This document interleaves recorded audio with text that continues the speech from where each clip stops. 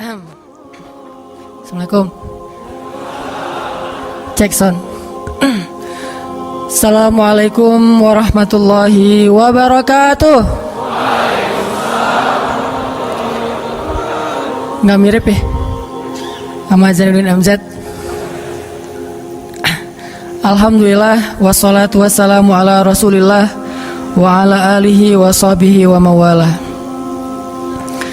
Pertama-tama saya pengen ngucapin terima kasih dulu buat teman-teman yang udah perhatian banget ngepoin Instagram saya,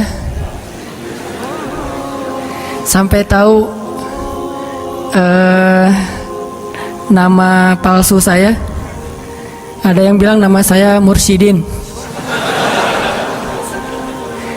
Sampai nyari nomor KTP saya, terus dia nggak tahu gimana cara dapetinnya di internet. Berinisial J, Justin. Yeah. Dan juga buat komen-komennya yang inspiring walaupun nyelekit. Terus hari ini malam ini saya pakai armband ya. Cuman ini saya tulis tangan sendiri, nggak terlalu kelihatan. Ini tulisannya God bless jomblo.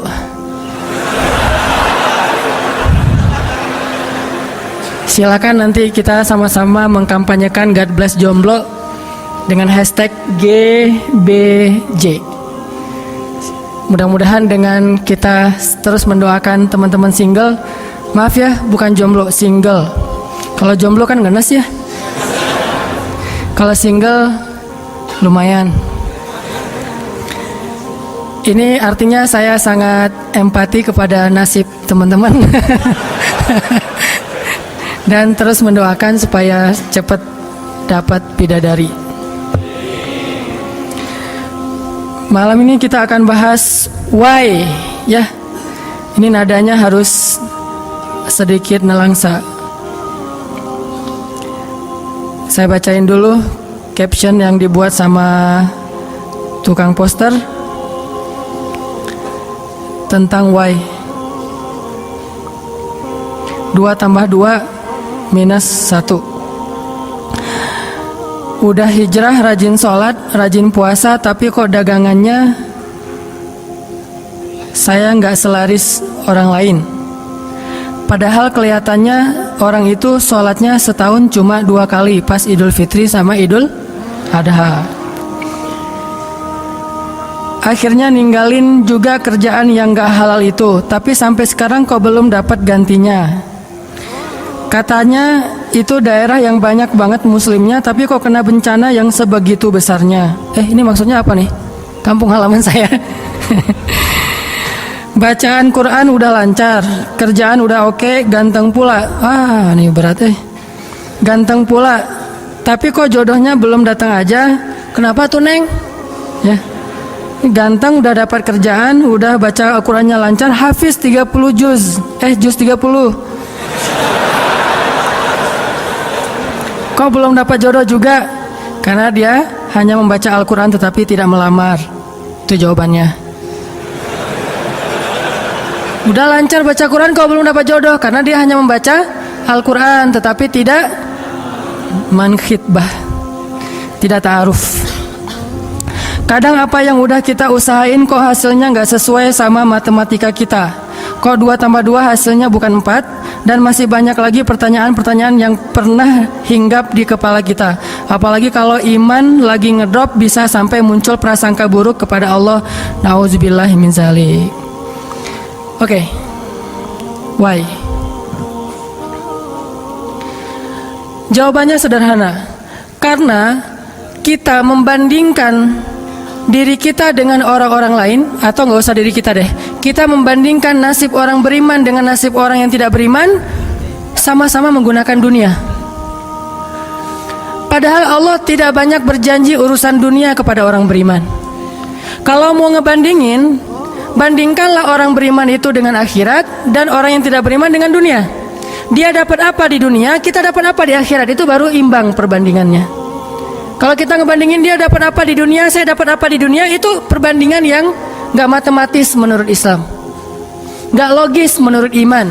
Baru logis kalau kita ngebandingin, dia orang misalnya riba, terus dia bisa beli aset sekian, saya nggak riba, dapat apa nanti di akhirat? Itu baru logis tuh menurut iman. Cuman kalau kita hitung-hitungan, dia kok mengawali usahanya dengan cara riba, saya dengan cara yang lebih syar'i, kok dia dapat sekian aset, saya enggak. Ini secara hitung-hitungannya aja pertanyaannya udah salah, sehingga tidak ada jawaban. Jadi kalau pertanyaannya udah salah, tidak ada jawaban. Makanya yang harus diperjelas dulu pertanyaannya, baru nanti ketemu jawabannya. Saya mau sharing sebuah kisah nih tentang dua orang laki-laki Bani Israel. Satu ahli surga, satu ahli neraka. Yang satu mukmin, yang satu kafir. Yang kedua laki-laki ini juga sempat dikisahkan oleh Allah di dalam surat Al-Kahfi. Nanti teman-teman yang rajin baca Al-Kahfi pada hari Jumat bisa cek tuh. Salah satu kisah di surat Al-Kahfi itu kisah dua laki-laki Bani Israel, yang satu kaya, yang satu miskin, yang satu kafir, yang satu mukmin. Ceritanya dua orang laki-laki Bani Israel ini sama-sama Allah karuniai rezeki sebanyak 4.000 dinar. Sekarang 1 dinar itu kurang lebih sekitar 2,5 juta. Jadi ada 4.000 di dinar. Lalu laki-laki kaya, laki-laki kafir, laki-laki yang tidak beriman, membeli sebuah rumah yang sangat bagus di puncak bukit dengan view yang luar biasa dengan harga 1.000 dinar. Sehingga kemudian dia datang kepada temannya yang mukmin, dia bilang, "Hei, yuk ke rumah saya tunjukin rumah baru saya." Datang nih ke rumah baru laki-laki yang tidak beriman. Pas ngelihat dari gerbangnya luar biasa, tamannya luas, ada rusanya, ada kijangnya, ada marmutnya, ada segala macamnya, ada onta, ada kuda, lengkap aja tuh. Ini rumah atau kebun binatang ya? Pokoknya rumahnya keren aja. Terus laki-laki beriman nanya, "Ini rumah baru?" "Ya." "Berapa kamu belinya?" 1.000 dinar. "Bagus kan?" Bagus. "Ya udah kamu beli atau 1.000 dinar. Ini rumah kayak gini banyak nih masih dijual." Akhirnya laki-laki mukmin ini pulang. Malam harinya dia sholat, kemudian dia berdoa, "Ya Allah, sahabat saya sudah membeli sebuah rumah yang besar, rumah yang bagus dengan harga 1.000 dinar.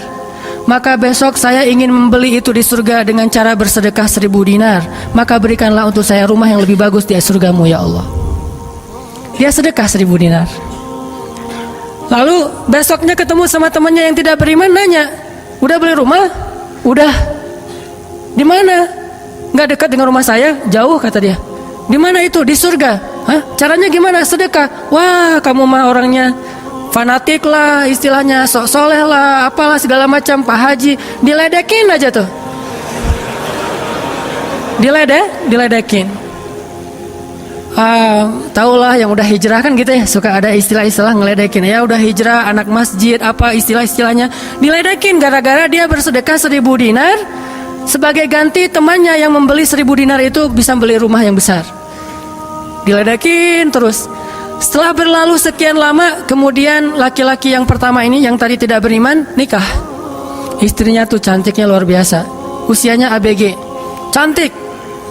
Setelah selesai dia lamar, nikah, pas hari pernikahan ngundang temannya yang beriman, "Datang ya ke acara pernikahan saya." Acaranya tuh weddingnya itu ada IO-nya, IO terkenal, paling terkenal di situ, IO Bani Israel. Paling. Jadi wedding bukan IO ya, wedding organizer-nya Bani Israel. Kan orang Bani Israel mah, orang Yahudi ini kalau bikin acara tuh luar biasa ya. Kayak mereka bikin Tomorrowland segala macam kan. Jadi bikinlah wedding organizer ini bikin acara wedding yang luar biasa, menghabiskan berapa? Kalau sekarang mungkin di TV-TV itu suka diumumin biaya weddingnya itu berapa miliar kan, suka gitu tuh. Nah dia ngumumin. Atau kalau nggak dia umumin pun orang-orang bilang, "Tahu nggak itu acaranya habis berapa?" 1.000 dinar. Habis 1.000 dinar. Dia nanya, "Ini emang habis 1.000 dinar?" "Ya, maharnya 1.000 dinar. Mahar si cewek cantik. Cewek paling cantik di kota itu aja. Tidak ada lagi cowok kecuali pernah suka sama tuh cewek. Tapi dia dapat gara-gara punya uang 1.000 dinar. Saya pernah guyon sama istri saya, "Nanti kalau anak kita nikah, maharnya nggak usah mahal-mahal, 2 miliar aja." 1 miliar buat dia, 1 miliar buat bapaknya. Nah, 1000 dinar. Udah gitu dia pulang nih orang beriman. Malamnya dia tahajud, dia berdoa kepada Allah, ya Allah, teman saya udah nikah, dan saya mau masih gini aja. Tuh ya, ini pedoman buat teman-teman ya. Kalau ada yang ngasih kartu undangan, tanya maharnya berapa? Maharnya 10 juta. Waduh, saya pas nih 10 juta. Bilang ke Allah, ya Allah, sama kayak dia, saudara saya, teman saya sudah menikah dengan mahar 1000 dinar, dan saya masih punya. Saya ingin melamar bidadari di surga dengan 1000 dinar. Nikahkanlah saya dengan bidadari paling cantik di surga, ya Allah. Ini 1000 dinarnya, sedekah 1000 dinar. Temannya punya anak, ceritanya pas lagi reuni SMP gitu ya. Lagi reunian, tanya, kok masih sendiri aja? Enggak sendiri, cuma nggak dibawa. Itu trik menjawab pertanyaan yang nyelekit tadi. Loh, kok kamu sendiri? Nggak ditemenin sama si dia? Enggak, lagi nggak enak badan. Nggak dibawa katanya. Loh, kok nggak dibawa? Soalnya masih di surga. Udah aja. Oh, di surga gimana caranya? Sedekah 1000 dinar. Wah, lo benerannya keterlaluan lo. Udah habis-habisan dibully. Dibully habis-habisan gara-gara dia nggak melamar cewek dengan 1000 dinar, malah pakai sedekah untuk melamar bidadari hurul ain. Baca surat Ar-Rahman paragraf terakhir tentang hurul ain. Fihinna qasiratut tarfi lam yatumithunna insun qablahum wala jan. Gak ada manusia yang kayak gitu. Qasiratut tarf, cewek yang matanya besar tapi sayu. Matanya besar tapi sayu. Kalau mata saya kecil, matanya besar tuh. Orang sekarang kan banyak pengen mata besar, sampai diedit dulu di berapa tuh aplikasi teh. Nah itu, di Fotoras lah, apalah, diedit supaya matanya disobek dikit bagian ininya jadi besar gitu ya. Dikasih eyeshadow, dikasih apa segala macam supaya matanya besar. Kenapa? Mata besar itu simbol dari kecantikan. Makanya bidadari itu bahasa Arabnya hurul ain, yang matanya besar. Lam yatumithunna insun qablahum walajan. Belum pernah disentuh. Disentuh doang loh ya, bukan yang lain. Cuma disentuh aja, belum pernah oleh manusia dan jin. Murni, asli, original. Belum pernah dilihat oleh siapapun, benar-benar tersimpan. Kannahunnal yaqut wal marjan, seolah-olah mereka itu adalah yaqut wal marjan, mutiara yang wangi. Udah mutiara, wangi pula. Yaqut wal marjan, bukan Yakult yang diminum sehari itu ya, Yakult beneran. Ditambah lagi nanti di ayat yang lain, fihinna khairatun hisan, perempuan yang khairat. Khairat itu artinya banyak anak, subur. Dan di surga itu orang berkeluarga dan beranak pinak, sehingga seseorang ketika pengen punya anak langsung punya anak, tidak perlu 9 bulan hamil dan gak perlu juga sesar. Udah aja lahir. Lahir dengan cara yang Allah ciptakan, sangat indah, tidak perlu ada wahnan ala wahnin, tidak ada kepayahan demi kepayahan. Lahir anak, dan anaknya bisa pesen, request, ya Allah, saya pengen anak laki-laki tapi modelnya gini. Nah, bisa. Kalau di dunia kan gak bisa request, terima aja padanya ya. Oh gini aja, ternyata nggak mirip. Cuma di dunia di akhirat mah bisa request segalanya, sesuatu juga bisa request. Udah aja kayak gitu, hurul ain. Sehingga dia tahu gimana pun cewek ini cantik, tidak pernah bisa mengalahkan satu hurul ain. Seandainya jemari hurul ain, jari kelingking doang, dikeluarin dari surga ke dunia, maka cahaya matahari akan tertutup oleh cahaya jari kelingkingnya hurul ain. Kalau hurul ain sempat keluar dari surga, jatuh ke bumi, kau bidadari jatuh dari langit gitu kan ya. Nah, jatuh tuh ke bumi beneran, maka nafasnya, satu kali dia bernafas, semua manusia akan mati karena tergila-gila kepada dia. Harumnya nafas hurul ain. Gak usah dibayangin, ntar makin gak bisa tidur. sekedar ilustrasi doang nih. Akhirnya dia lamar tuh hurul ain dengan sedekah 1000 dinar. Udah aja sih kayak gitu. Dan dia merasa, alhamdulillah saya lebih beruntung dari dia. Saya lebih beruntung dari dia. Gitu matematika mukmin.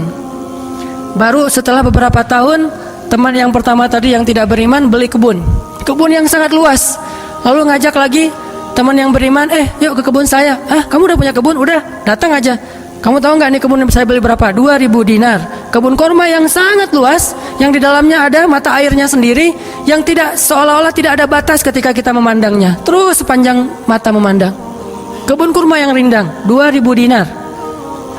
Lalu laki-laki ini pulang lagi, ya Allah, izinkan saya membeli kebun-kebun surgamu dengan 2000 dinar karena saudara saya itu udah membeli kebun di dunia. Sedekah lagi 2000 dinar. Terus kayak gitu sampai mereka tua. Yang satu meninggal dalam keadaan kaya raya tapi kafir, yang satu lagi meninggal dalam keadaan miskin tapi beriman. Siapa lebih beruntung? Tergantung matematika yang dipakai. Kalau matematikanya materi duniawi, pasti orang yang pertama yang tidak beriman lebih beruntung. Bisa menikmati dunia habis-habisan sampai hari tuanya. Tapi kalau matematikanya matematika mukmin, Rabbani, maka pasti yang kedua lebih beruntung dari yang pertama. Nanti setelah mereka meninggal, ini ceritanya panjang sekali dan kemudian jadi salah satu tafsir dari Al-Quran surat As-Saffat yang nanti kita baca. Di akhirat, kalau teman-teman tahu, kalau kita baca tafsir itu ternyata ya, di surga itu punya jendela. Kayak rumah punya jendela. Cuman saya nggak tahu seperti apa bentuk jendelanya, karena surga itu kata Nabi, ma la ainun ra'at wa la udhunun sami'at, yang nggak pernah dilihat oleh mata, yang nggak pernah didengar oleh telinga, yang nggak pernah dibayangkan oleh imajinasi manusia. Yang jelas ada jendela tuh di surga. Nah, jendela ini apa? Jendela ini dipakai untuk mengintip ke neraka. Jadi nanti kalau ada kisah-kisah penduduk surga menyelamatkan orang-orang di neraka, itu lewat jendela itu. Kalau ada cerita penduduk surga dan penduduk neraka berdialog, itu lewat jendela itu. Bukan keluar dulu, sama-sama keluar terus ada ruangan khusus dialog gitu, enggak. Atau pakai misalnya Skype gitu ya, nelpon neraka pakai Skype. Tling, lagi disiksa, aduh ada yang nelpon, ntar dulu. Kan nggak ada yang gitu ya. Ini mah pakai jendela. Jadi jangan pakai imajinasi teknologi yang sekarang. Nggak ada Skype, nggak ada WhatsApp call, video call gitu, nggak ada line. Yang ada lewat jendela. Begitu dia ngelihat ke jendela, dia langsung Allah berikan dimensi melihat neraka. Langsung Allah kasih ruang untuk bisa melihat neraka. Di neraka itu dia akan bertanya kepada malaikat neraka, ngasih kayak kertas gitu, tolong cariin yang namanya ini, cariin. Oh ya, ini masa nggak kenal, kayaknya di surga. Emang siapa? Hanan Ataki. Penduduk malaikat neraka mah nggak kenal. Amin, aminin atuh. Mudah-mudahan semua kita tidak dikenal di neraka, dikenal di surga insya Allah. Kalau ini mah nggak boleh hore, ini serius nih mah. Udah aja ngasih nama gitu ya ke malaikat penjaga neraka. Kenal nama ini nggak? Oh ntar dulu nanya ke yang lain. Kenal nama ini nggak? Wah ada tuh yang di pojok sana tuh lagi dihabis-habisin sama malaikat. Udah malaikat yang itu bawain sini gitu. Pas dibawain ternyata itu adalah laki-laki tadi yang di dunia saling bersaing dalam memperkaya diri. Satu memperkaya diri di dunia, yang satu lagi memperkaya diri di akhirat. Bro, gimana nasib lo sekarang? Waduh, saya sekarang disiksa segala macam, dia ngaku kesalahannya. Lah kamu gimana? Dulu kamu katanya beli rumah di surga, terus nikah di surga, terus beli kebun di surga, udah dapat. Wah, bukan dapat lagi. Ternyata 1000 dinar itu bukan satu istana loh, bro. 1 dinar itu sekian ribu istana. Sekarang saya 1000 dinar, bayangin aja. Gitu. Makin sakit kan ya? Makin nelangsa, makin stres. Udah di neraka stres pula, stroke lagi, kena kejang-kejang gitu. Nggak di neraka kejang-kejang aja nggak enak, stroke nggak enak, apalagi udah stroke-nya di neraka kan lebih nggak enak tuh. Orang kena penyakit jantung di dunia nggak enak, ini penyakit jantungnya di neraka lebih nggak enak lagi. Ini mah imajinasi saya. Sesuai dengan di Al-Quran surat As-Saffat, dialog antara penduduk surga dan penduduk neraka. Inilah teman-teman matematika untuk mengukur siapa lebih beruntung. Sehingga kita tidak perlu bertanya, kenapa? Why? Saya udah hijrah kok makin susah hidup saya. Dunia itu, akhirat enggak. Kalau kita mengukur amal kita hanya dengan dunia, kita bakal sering kecewa karena Allah tidak menilai dunia ini bahkan lebih ringan daripada 11 sayap nyamuk. Seandainya kata Nabi dunia ini di mata Allah ada harganya, pasti Allah nggak mau ngasih dunia kepada orang yang tidak beriman, nggak mau. Berhubung dunia ini tidak ada nilainya, Allah kasihlah kepada orang yang tidak beriman. Sedangkan yang bernilai Allah simpan untuk orang yang beriman dan sabar. Pakai kacamata Rabbani, cara pandang Allah Subhanahu wa taala. Sehingga ketika kita hijrah, kita minta tolong kepada Allah urusan dunia, tetapi kita yakin kalau kita istiqomah, ikhlas, maka di akhirat wa ma indallahi khair. Itu harus jadi mantra yang kita ulang-ulang tuh. Kalau teman-teman lagi cemburu dengan dunia seseorang, bilang wa ma indallahi khair. Apa yang ada di sisi Allah lebih baik. Udah nggak jadi cemburu tuh.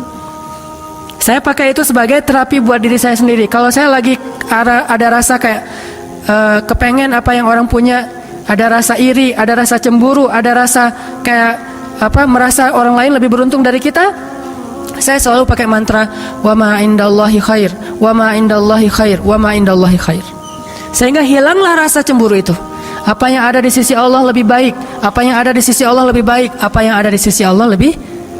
Walal akhiratu khairul laka minal ula, wal akhiratu khairu wa abqa.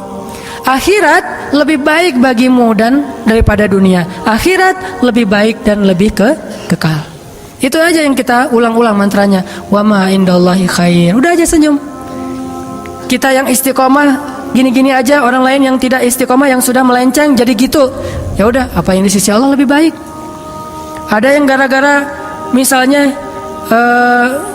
dukun bertindak jadi nikah, kita bertindak sendiri nggak nikah-nikah misalnya ya. Ya udah aja, wa ma indallahi khair. Dan apa yang ada di sisi Allah itu bukan hanya akhirat tetapi juga dunia. Cuman Allah tidak memberikannya dalam waktu yang segera kepada mukmin karena Allah ingin melihat dulu ketabahan, kesabaran dan keistiqomahan kita. Matematika itu coba kita pakai dalam hidup.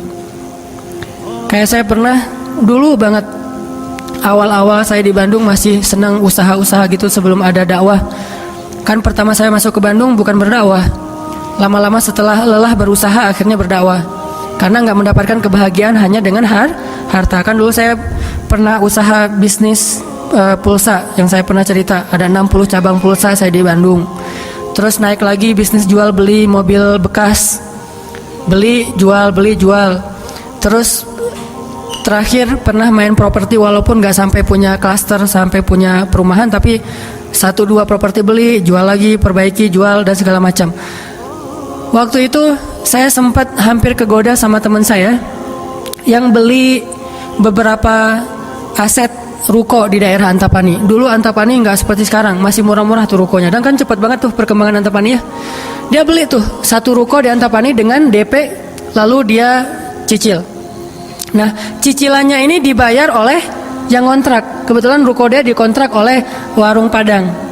Sehingga dia paling nambah-nambah dikit lah, walaupun yang nggak bisa utuh, tapi dia nambah-nambah dikit. Ini udah azan?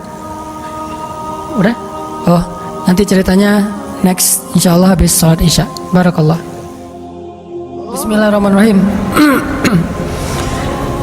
Tadi sampai di mana teman-teman? Oh iya, Antapani ya. Sampai Antapani. Nah waktu itu nggak ada basa-basi, langsung aja Bismillahirrahmanirrahim. Teman-teman kita lanjutkan sampai di Antapani. Jadi teman saya tuh ada yang investasi dengan beli salah satu ruko di Antapani dengan cara nyicil DP, terus yang bayar cicilannya itu adalah yang kontrak. Kalau nggak utuh pun dia tambahin sedikit lah, paling nambahin 500.000 sebulan. Setelah kurang lebih 3 tahun, akhirnya itu udah lunas, dia bisa nge-DP-in lagi yang baru. Setelah sekitar 5 tahun berjalan, saya ketemu lagi sama dia. Dia bilang, ini semuanya udah ruko saya nih. Udah ada sekitar 6 ruko yang dia punya, dan setengahnya dipakai sama Alfamart, sisanya dipakai ada warung Padang, ada apa di situ.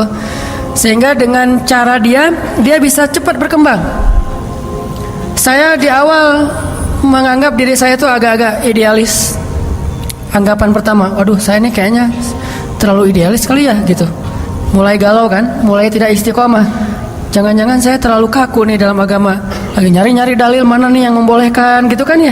Biasalah, apalagi ustadz kan bisa ngotak-ngatik gitu kan, sampai bisa menemukan dalil boleh tapi nggak nemu. Akhirnya yang bisa menguatkan hati apa? Wa ma indallahi khair, apa yang ada di sisi Allah lebih baik. Kalau mau kayak gitu, mungkin sekarang saya udah punya juga beberapa ruko, tapi karena nggak bisa dengan cara seperti itu, akhirnya ya punya itu aja dan tidak berkembang secara duniawi. Tetapi saya yakin mudah-mudahan dengan itu kita berinvestasi di akhirat. Makanya ini matematika harus jadi pola pikir kita, harus jadi mindset, persepsi kita dalam hitung-hitungan amal. Sehingga ketika kita belajar Islam, mulai bertaubat, mulai berhijrah, lalu Allah Subhanahu wa taala seolah-olah lebih memanjakan orang lain yang belum berhijrah, yang belum bertaubat daripada kita dengan dunia. Katakan wa ma indallahi khair, apa yang ada di sisi Allah lebih baik. Katakan bahwa wal akhiratu khairun wa abqa, akhirat lebih baik dan lebih kekal. Katakan walal akhiratu khairul laka minal ula, dan akhirat itu lebih baik bagimu daripada dunia. Ini yang memotivasi kita untuk bisa istiqomah, sehingga kita tidak ngerasa dicurangin sama Allah Subhanahu wa taala. Karena Allah melihat balasan akhirat itu lebih baik daripada ngebalas di dunia. Sehingga Allah kalau sayang kepada seorang hamba, Allah menyediakan akhirat lebih besar daripada dunia untuk dia. Seandainya dunia itu adalah bentuk kasih sayang Allah, maka Allah sudah memberikan kekayaan dunia kepada semua nabi yang Allah cintai. Tapi nabi yang kaya itu sedikit. Rata-rata nabi itu susah hidupnya, apalagi setelah menjadi nabi. Nabi Muhammad sebelum jadi nabi hidupnya luar biasa kan? 40 tahun pertama, terutama 15 tahun pertama setelah menikah dengan Khadijah, gimana kehidupan Nabi Muhammad? Segalanya ada. Khadijah itu orang yang paling kaya, perempuan paling kaya di Mekah, menikah dengan Nabi Muhammad yang pintar dalam berdagang. Gak pernah Nabi rugi dalam berdagang, jujur tapi untung. Sehingga selama 15 tahun Nabi mau traveling kemana aja bisa. Traveling ke Syam bisa, traveling ke Yaman bisa. Syam dan Yaman itu jarak yang cukup jauh. Mau ngapain aja bisa. Punya ternak yang sangat banyak, punya kebun kurma yang luas sekali dan segala macam. Rumahnya rumah terbaik di kota Mekah. Hidup selama 15 tahun dalam kenikmatan. Begitu jadi nabi, langsung kayak terjun payung, cepat sekali. Sampai akhirnya Khadijah wafat ketika Nabi masih di Mekah dalam keadaan hampir tidak punya warisan apa-apa. Jadi kurang dari 13 tahun jatuh miskin, fakir.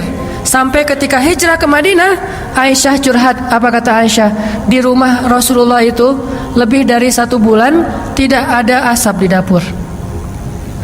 Dalam keadaan tidak pernah masak selama berbulan-bulan. Soalnya kalau kita mah beli warung Padang, jadi nggak perlu masak ya. Kenapa itu rumah nggak pernah masak? Yalah, soalnya dia punya warung, jadi masaknya di warung, tinggal dibawa aja ke rumah. Nabi benar-benar nggak pernah masak tuh. Coba bayangin, pernah nggak Nabi bilang gini ke Allah, Allah, lah saya kan kerjanya sama Allah, kok malah jadi kayak gini, hidup saya jadi susah gini? Nggak pernah Allah Nabi mengatakan demikian. Kenapa? Karena Nabi tahu logikanya. Nabi benar dalam menggunakan logika hitung-hitungannya. Nabi tahu matematikanya, sehingga Nabi nggak pernah mengeluh ke Allah, kok saya sejak jadi Nabi jadi susah Allah. Katanya saya kekasih Allah, kok saya diperlakukan kayak gini? Nggak pernah Nabi ngomong kayak gitu. Kalau Nabi aja kekasih Allah malah jadi susah gara-gara jadi kekasih Allah secara duniawi, tidak pernah mengeluh. Terus siapa kita mau mengeluh dan menuduh Allah dengan tuduhan-tuduhan yang tidak benar? Apakah kita merasa bahwa setelah kita berhijrah Allah harus memberikan kepada kita dunia yang di mata Allah tidak ada nilainya? Berarti kita meminta kepada Allah sesuatu yang tidak baik dan membuang sesuatu yang baik. Itulah yang dulu pernah dinasihatkan oleh Musa kepada Bani Israel di dalam surat Al-Baqarah. Coba teman-teman lihat di surat Al-Baqarah itu ayat 61.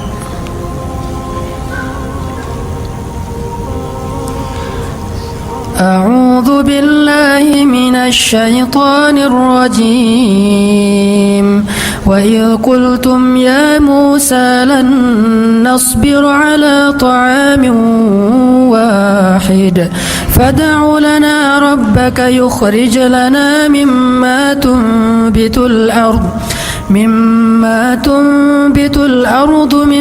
بقلها وقثائها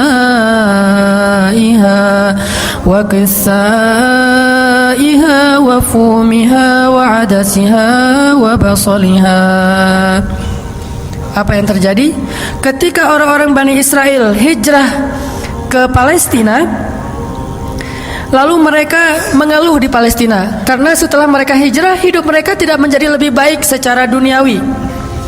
Perasaan, kata Bani Israel, sama aja deh. Sejak kita hijrah, sejak kita masuk agama Yahudi, sejak engkau datang Musa, sawa'un alaina, nasib kami sama aja nih. Sebelum kamu datang dan setelah kamu datang, nasib kami tetap aja susah, wahai Musa. Ini logika Bani Israel. Makanya banyak Bani Israel itu yang kufur kepada Allah karena pakai logika ini.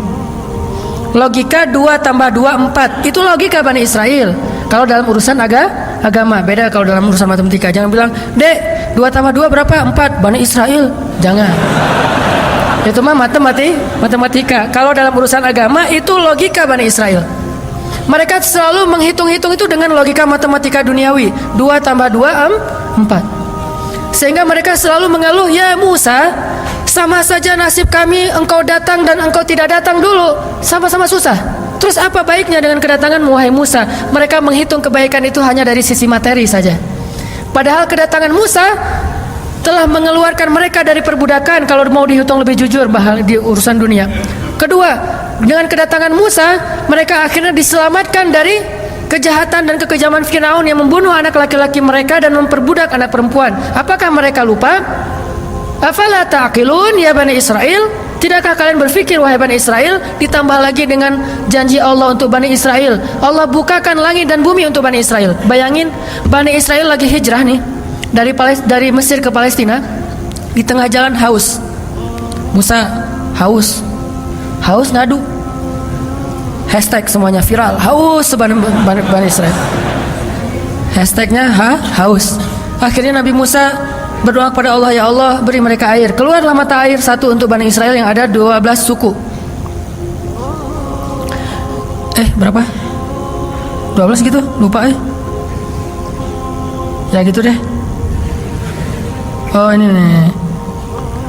Ya 12 isnata asyara aina, 12 suku. Pakai satu mata air. Udah gitu karena Bani Israel ini orangnya nggak bisa teratur hidupnya, nggak bisa ngantri, nggak bisa teratur, nggak sabaran, pokoknya tamak aja. Begitu keluar satu mata air, mereka ada 12 suku berantem. Ini gua duluan nih, siapa lo? Rame aja di antara Bani Israel. Cuma bahasanya saya nggak ngerti, Ibrani, bukan siapa lo. Udah aja gitu, rame sesama Bani Israel. Akhirnya mereka ngeluh lagi, "Musa, masa sih satu mata air? Nih rebutan nih, daripada kita nanti rame, daripada putus silaturahim, doain dong, minta 12 mata air." Nabi Musa berdoa lagi. Akhirnya keluar 12 mata air. Dimanja banget sama Allah. Udah keluar 12 mata air, mereka minum. Jalan lagi, "Musa, dari kemarin kita makannya perasaan roti wae, gak ada daging gitu Musa?" Nanya daging. Ini kayaknya nih buffetnya nggak internasional nih, Asian food gitu, nasi gitu ya. Saya pengen sekali-kali dong Musa cari yang buffet yang international food gitu.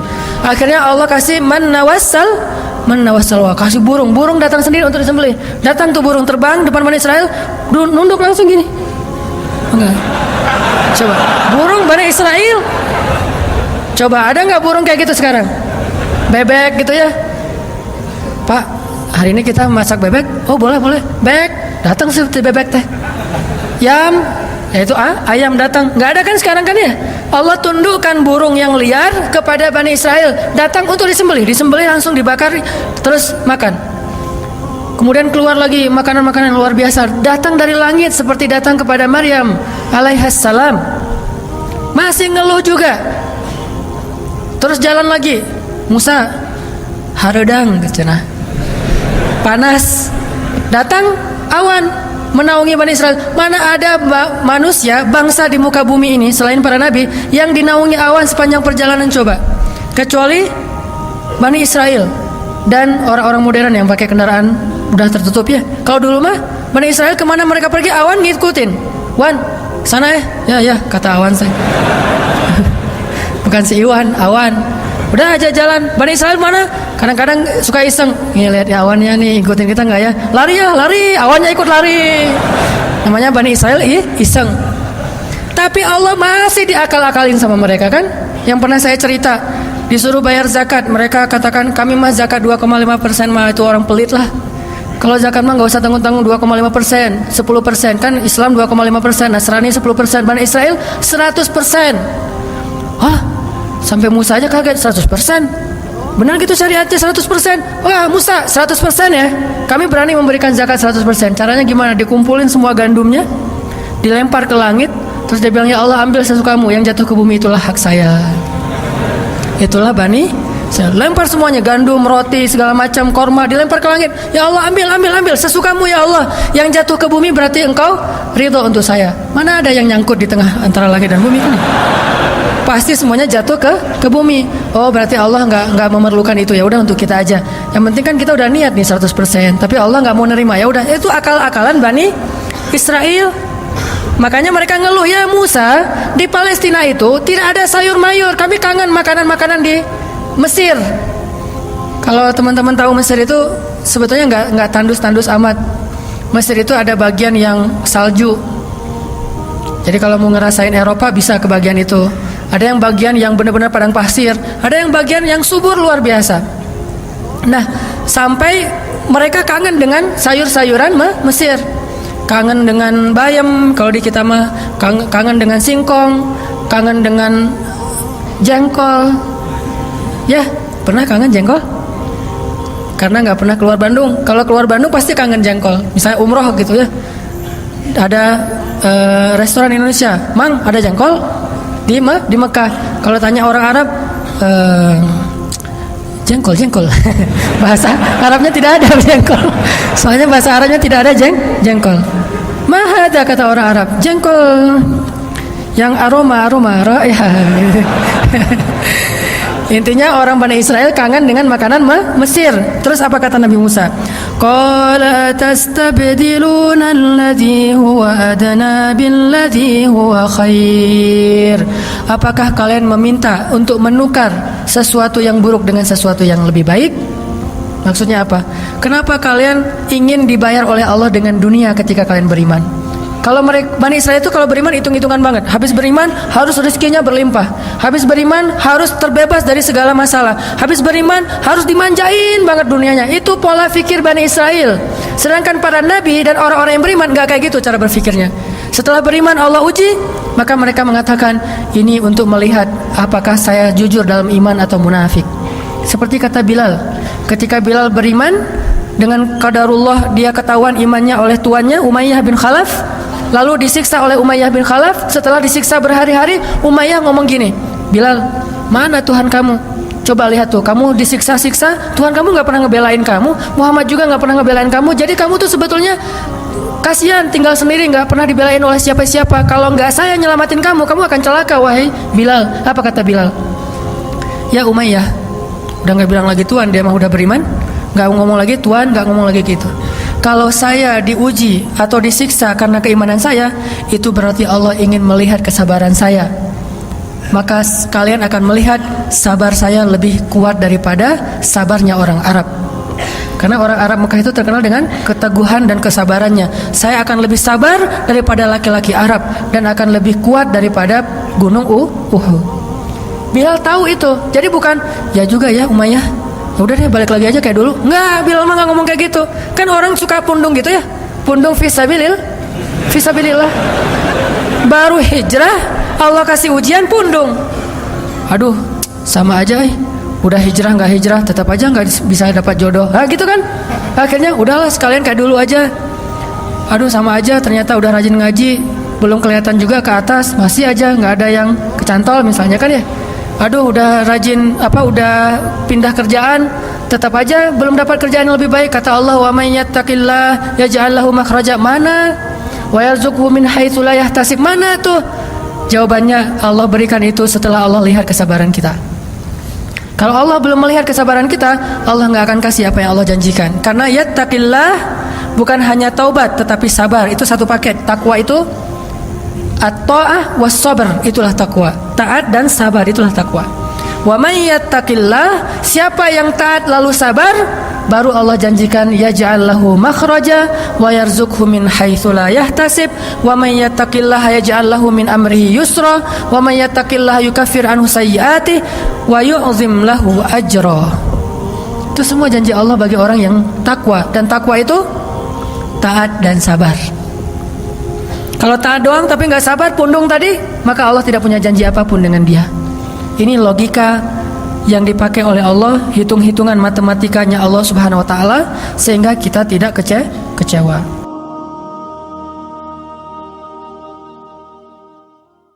Coba teman-teman buka surat As-Saffat surat 37. Surat As-Saffat surat 37 ayat 51.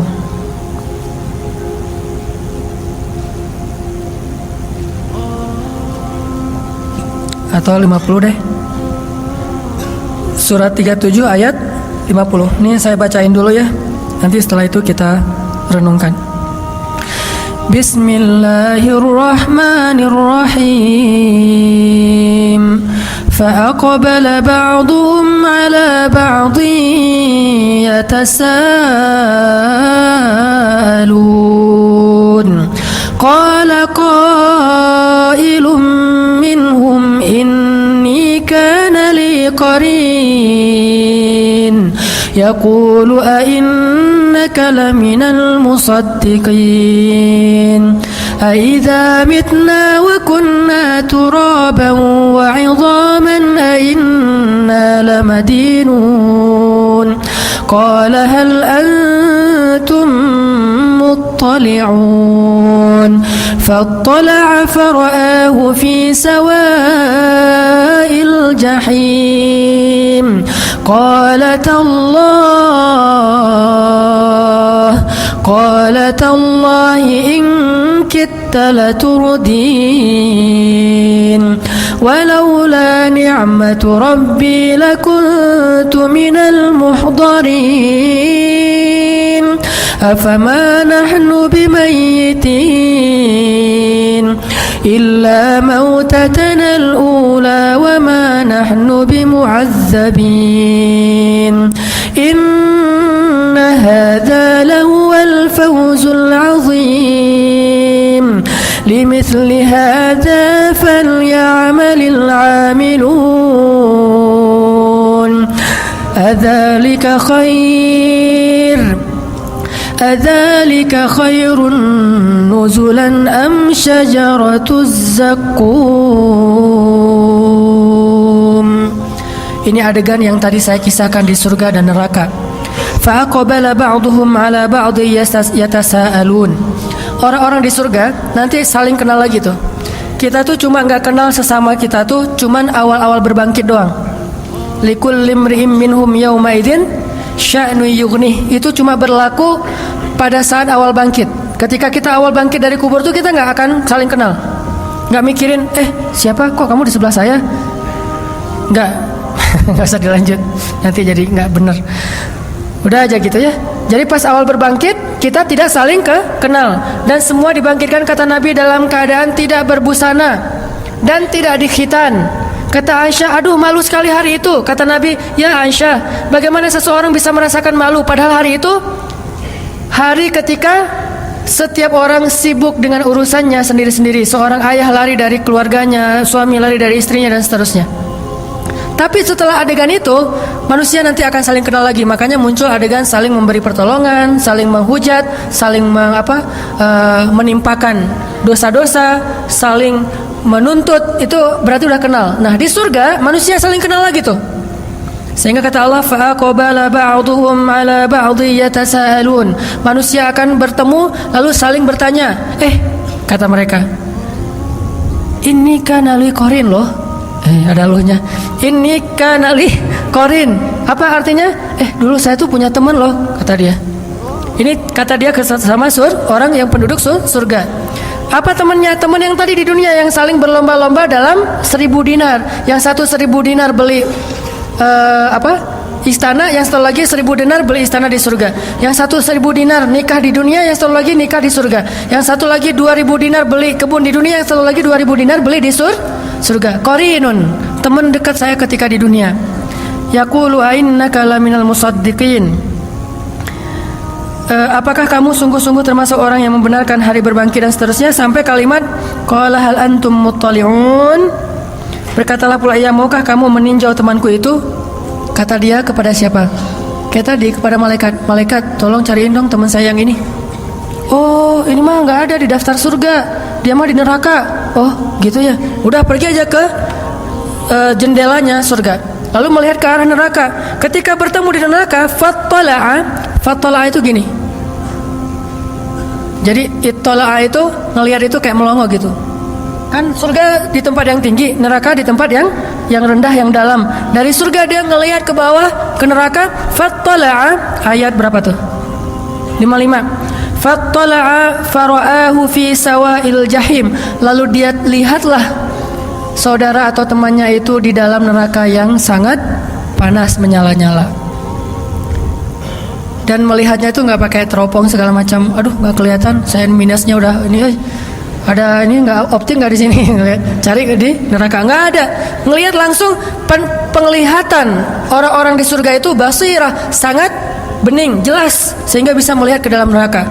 Ternyata temannya ada di sawa'il jahim. Sawa'il jahim itu kata ulama di dasar neraka. Qala, berkatalah orang yang di surga ini, tallah, demi Allah, in kita laturdin, hampir saja kamu mencelakakan saya. Apa maksudnya? Coba kalau dulu saya dengerin nasihat kamu, pasti nasib saya sama dengan kamu sekarang di neraka gitu. Coba kalau dulu saya ngikutin nasihat kamu, saran dari kamu, pasti saya sekarang sama-sama tersiksa. Qala tallahi in kitta laturdin walaula ni'matu rabbi lakuntu minal muhdarin. Kalau bukan karena nikmat Allah yaitu hidayah yang membolak-balikan hati, saya pasti akan termasuk di antara orang-orang yang disiksa. Itu dialog antara penduduk surga dengan penduduk neraka di akhirat. Makanya dialog ini harus jadi motivasi kita, bukan menuduh orang neraka, enggak. Ada teman kita yang belum hijrah, ntar kita dialog ya.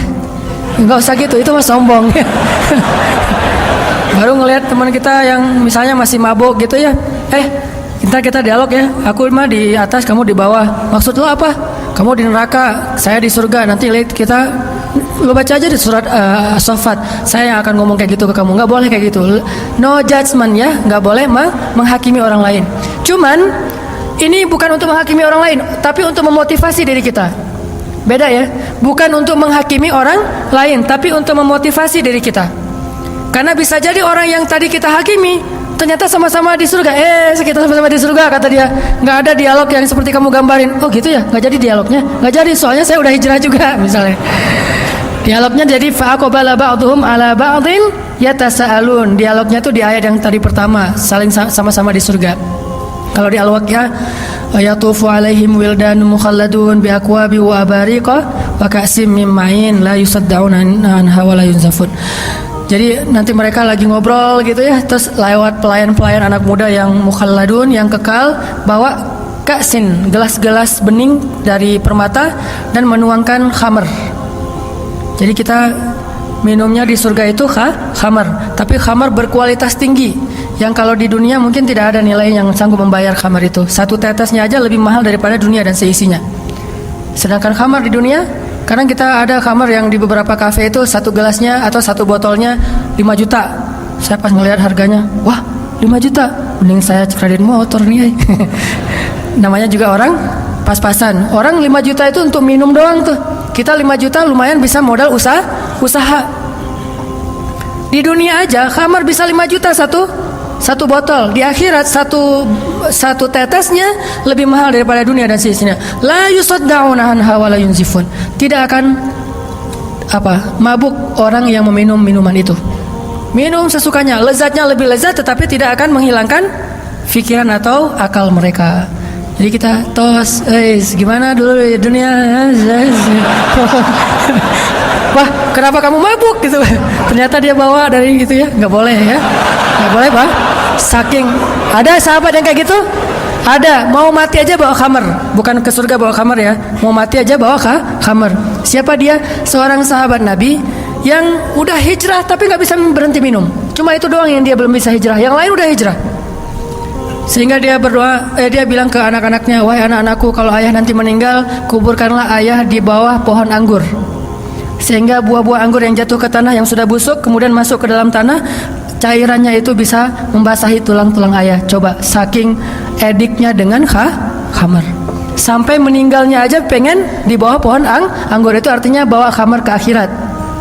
Dia mau meninggal aja bawa anggur tuh. Nah ternyata nggak ada itu di surga. Nggak ada orang minum khamar. Loh kok mabuk ya? Perasaan di surga nggak ada yang mabuk deh. Nih jangan-jangan mereknya apa nih? Nggak ada ya di surga Maya. Semuanya lurus. Sehingga dialog itu akan terjadi nanti di akhirat. Ini motivasi buat kita. Sehingga kalau misalnya kita sedikit ngerasa agak kayak kok hidup saya susah gini padahal udah hijrah, bilang aja apa yang ada di sisi Allah lebih baik. Saya udah mudah-mudahan dapat di akhirat. Kalau misalnya orang lain bisa membeli segala macam di dunia, kita belinya lewat sedekah aja, lewat dua rakaat sholat, lewat tasbih. Kita mengatakan misalnya Subhanallahil azim, subhanallahi wa bihamdi. Itu pahalanya apa? Satu kali mengucapkan Subhanallahil azim, subhanallahi wa bihamdi, pahalanya Allah tumbuhkan satu pohon kurma di surga. Sehingga satu pohon kurma ini kalau kita berjalan 100 tahun itu belum keluar dari naungannya, saking rindangnya pohon kurma di surga. Cuma bilang Subhanallahil azim, subhanallahi wa bihamdi. Kalau dibalik Subhanallahi wa bihamdi, subhanallahil azim, Allah beratkan timbangan kita. Cuma bolak-balik itu aja pahalanya beda-beda. Coba teman-teman lihat orang yang saking semangatnya kerja, biasanya teman-teman dari etnis Tionghoa misalnya, kan mereka semangat-semangat tuh kalau kerja. Dia jualan, dia punya kafe misalnya, atau punya sebuah stand di mall. Udah punya kafe, masih jualan yang perintilan-perintilan di depan toko tuh. Kadang-kadang jual yang nggak terlalu mahal. Loh kok dia masih mau jualan kayak gitu-gitu, padahal dia udah punya kafe. Yang perintilan pun dia lakukan. Lumayanlah buat isi pulsa, lumayanlah buat bensin, lumayanlah buat bayar pembantu. Dia masih mikirin yang kecil-kecil, padahal dia udah punya toko yang besar. Kenapa kita sebagai muslim mengabaikan yang kecil-kecil yang Allah tawarkan pahalanya besar? Udah kok, udah tahajud, udah tambahin aja yang perintilan. Subhanallahil azim wa bihamdi, subhanallahi wa bihamdi wa subhanallahil azim. Itu kan perintilan kan? Kalimatan khafifatan 'alal lisan, habibatan ilar rahman, thaqilatan fil mizan.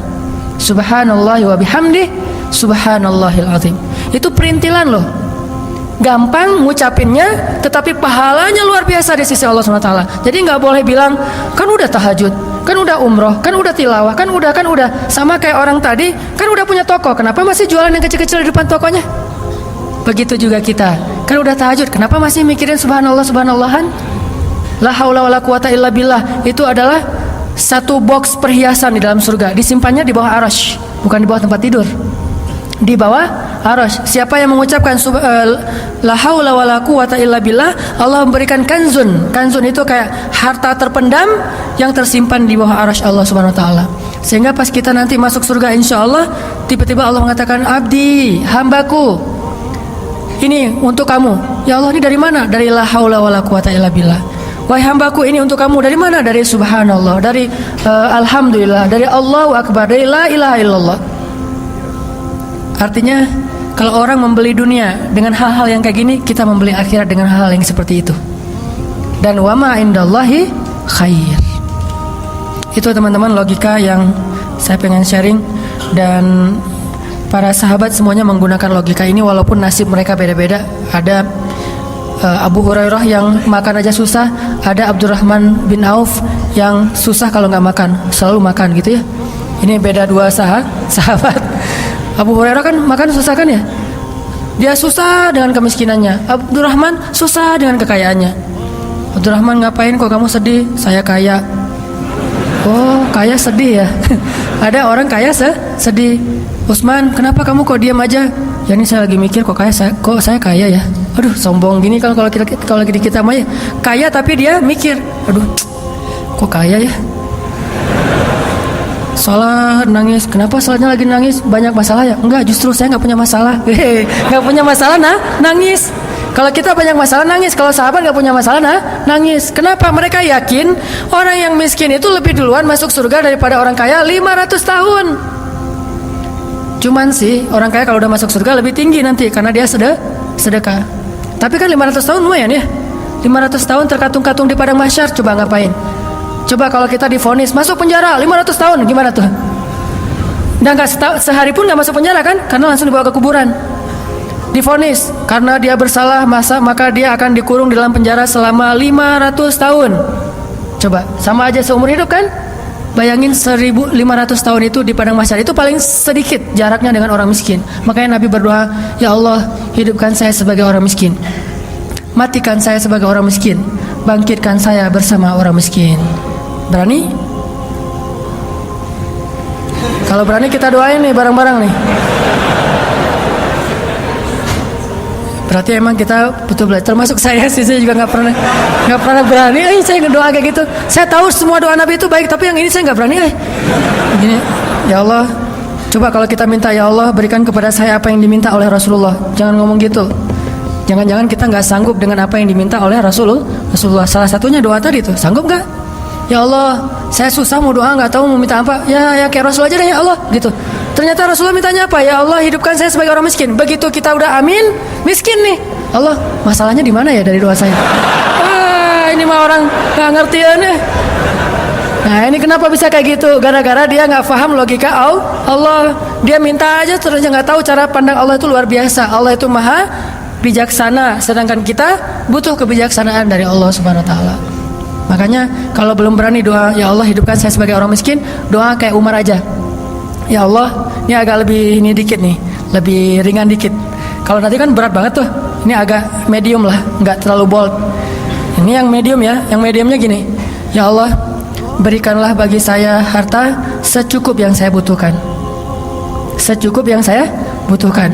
Secukup keperluan saya. Kalau saya perlu jalan-jalan, ada. Jangan diperjelas, tapi ya segitu aja. Umar mah doanya kayak gitu. Ya Allah, berikan saya harta secukup yang saya butuhkan. 2 helai pakaian, 1 dicuci, 1 dipakai. Yang udah kotor dicuci, yang ini dipakai, yang udah kering. Dan 1 kendaraan, kemudian tempat tinggal yang bisa menghalangi saya dari panas dan dingin. Gitu aja. Ini permintaan Umar. Nah, ini agak-agak medium dikit nih. Berani? Tapi jangan didefinisikan tafsir kita tadi ya. Perlu ini ada, perlu itu ada. Ini tafsir birra'i, tafsir dengan akal kita. Kalau nggak berani yang segitu, mintalah yang light. Kan tadi bold banget nih Rasulullah ya. Umar medium, kita yang light aja deh. Gimana yang light? Ya Allah, jadikan hamba sebagai hambamu yang pandai bersyukur. Kalau pandai bersyukur artinya apa? Kan kita nih kayak main sama Allah, ngomong sama Allah tuh pakai bahasa tinggi gitu. Kan Allah maha paham kan?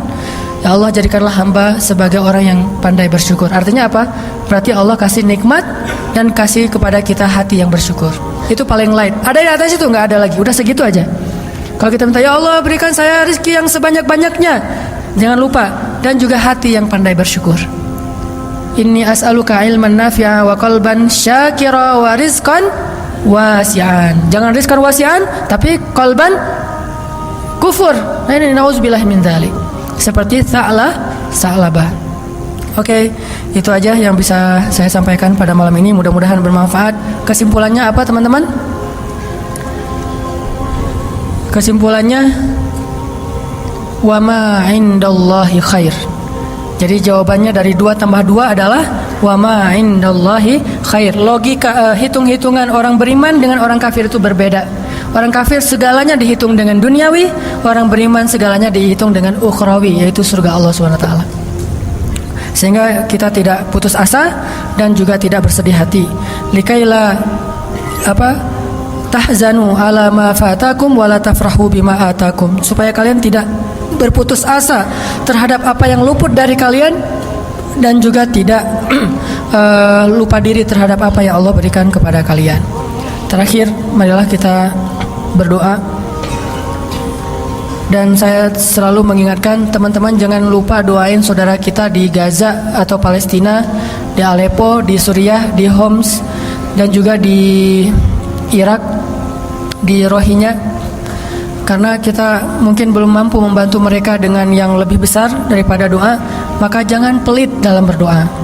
Udahlah, kita nggak bisa jadi relawan ke sana, tidak juga mampu membela mereka dengan berjihad, tidak juga mampu setiap hari berinfak untuk mereka, minimal setiap hari berdoa untuk mereka.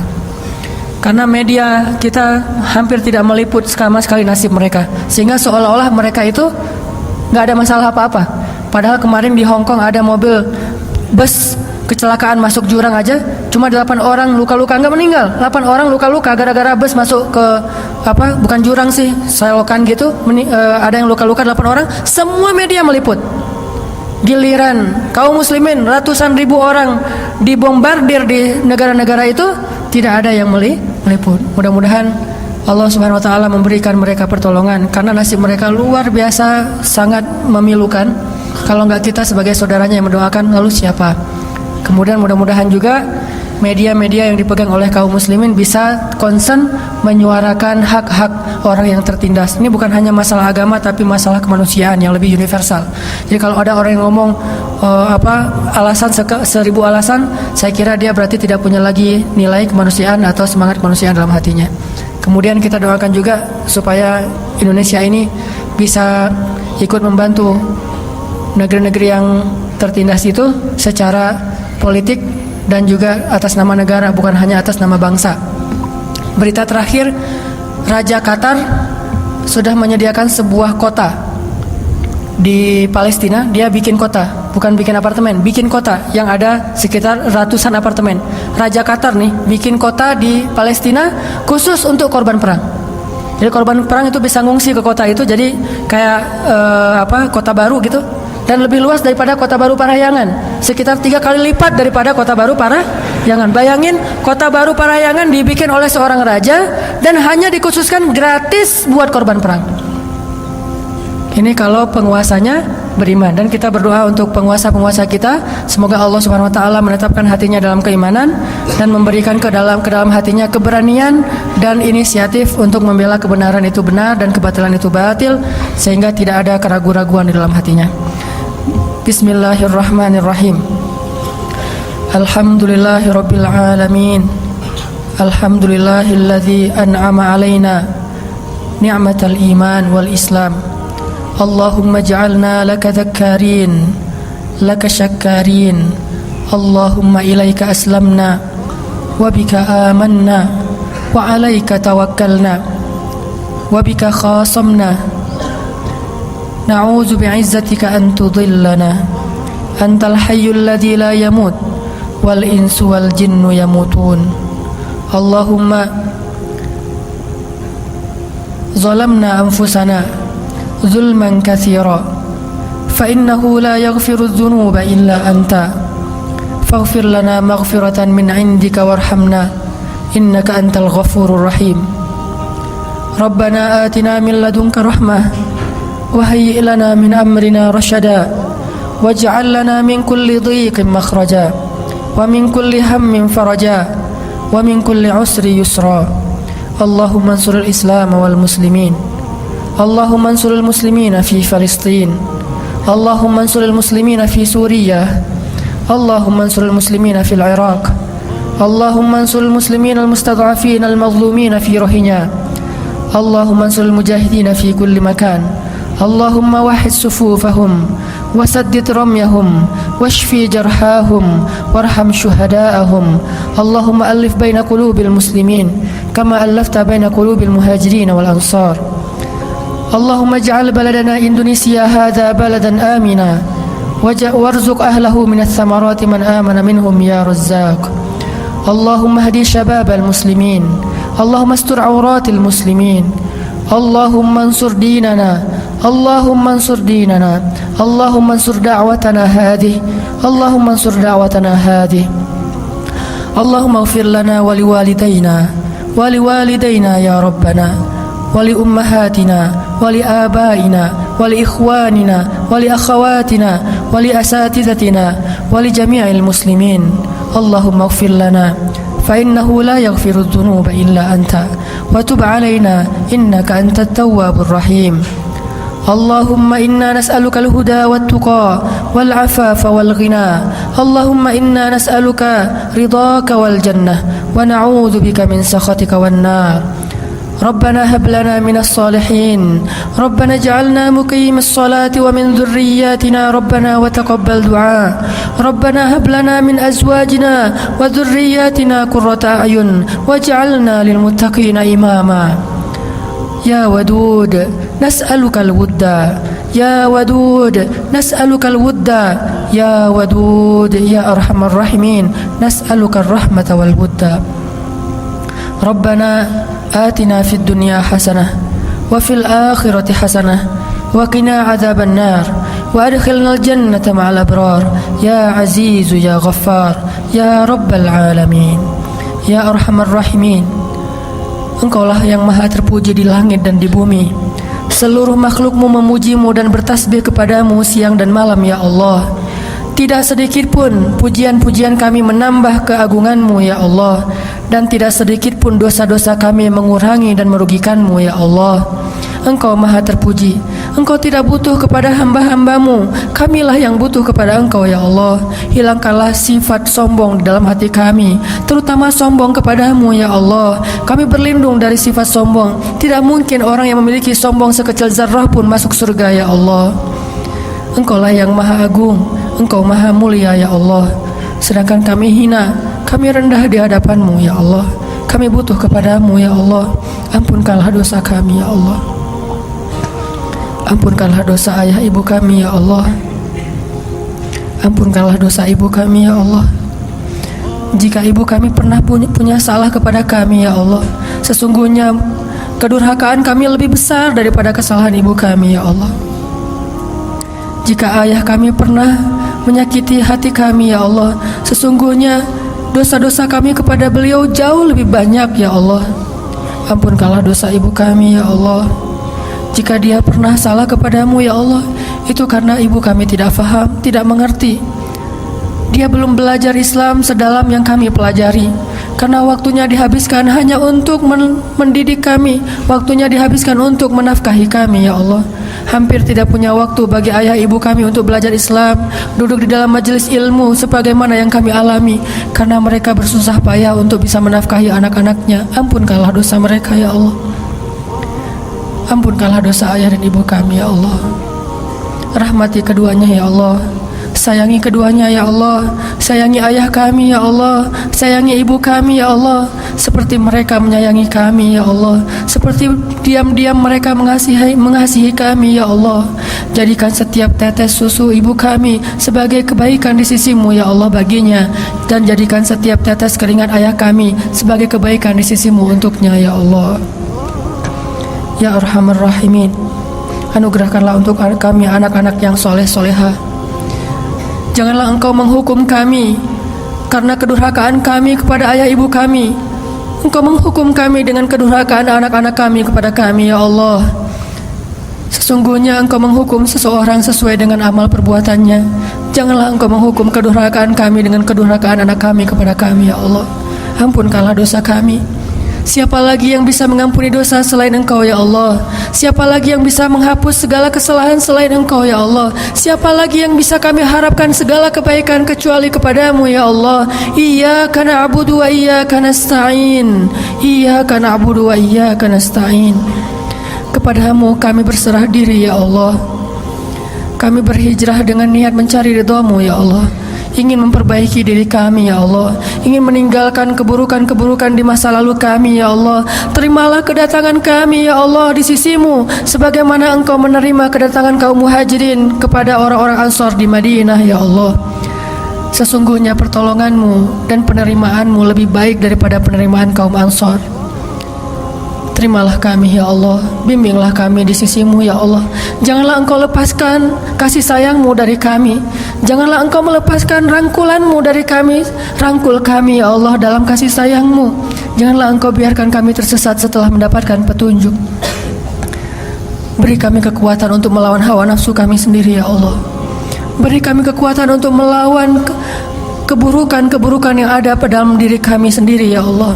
Beri kami kekuatan untuk menundukkan keinginan-keinginan yang tidak Engkau ridhoi dalam diri kami ya Allah.